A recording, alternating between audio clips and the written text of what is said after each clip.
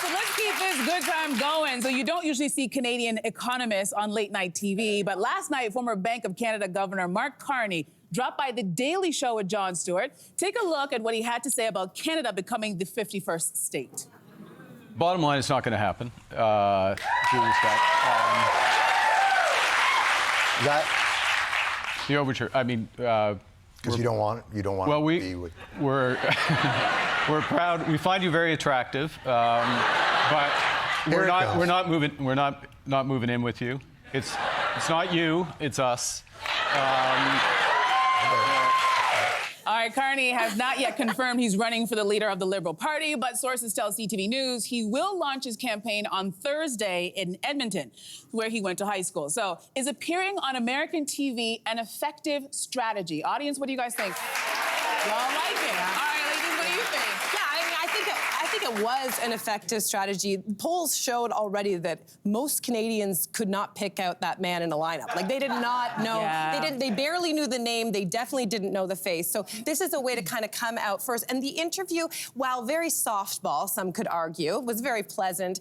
It was also an opportunity for Mark to show his personality. And you can see right there, kind of charming, kind of funny. He continued that joke on, I mean, made the analogy of us being friends with benefits. Like, he kept the kind of like saucy undertones. So as a first introduction, the bottom line is, unfortunately right now, and this is something that Canadians have to look at within themselves, is there's no one place or like a place where the majority of us will go to, other than the social, to get your information. Like, so it's harder and harder to find those kind of like water cooler conversations that aren't American resources. Yeah, and that's one of the realizations that I had when I was watching this. I'm like, first of all, good for his PR team to even get him on an American show, because I'm one of those people, I could not have picked Carney out of a lineup without seeing that clip. I don't know about you guys, how you feel about it, but it also alerted me to the fact I'm like, if we have a problem with going on those shows, well, what shows do we have, aside from our wonderful show? Yeah. What show is out there in Canada? All of those shows that I'm thinking of that he could have gone on, all of those shows are gone. Yeah. And our industry is shrinking and shrinking, so good on him for getting on a show and actually putting himself out there, because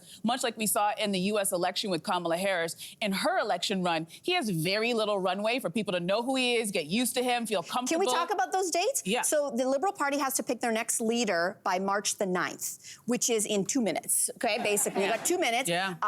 Parliament is prorogued until March 24th, so the person who is chosen as the leader of the Liberal Party becomes the Prime Minister of Canada. I don't know if we all realize that. He could be potentially the next Prime Minister of Canada.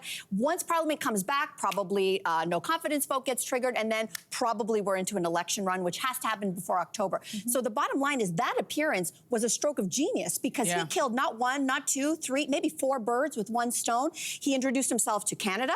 He introduced himself to America. And why is that important? Because politics now is theater, thank you to Trump. He has to put himself on the stage because he's going to go toe-to-toe with Trump in a thing called tariff war right out of the gate. And then finally, for the rest of us as Canadians, we don't know who this guy is, to your point. So I think he killed a lot of birds with one stone. And I think for the Liberal Party who has to choose their next leader, they now know a lot more about him. So good luck to the next person who's going to maybe announce. Yeah. All right. Hey, you, come a bit closer.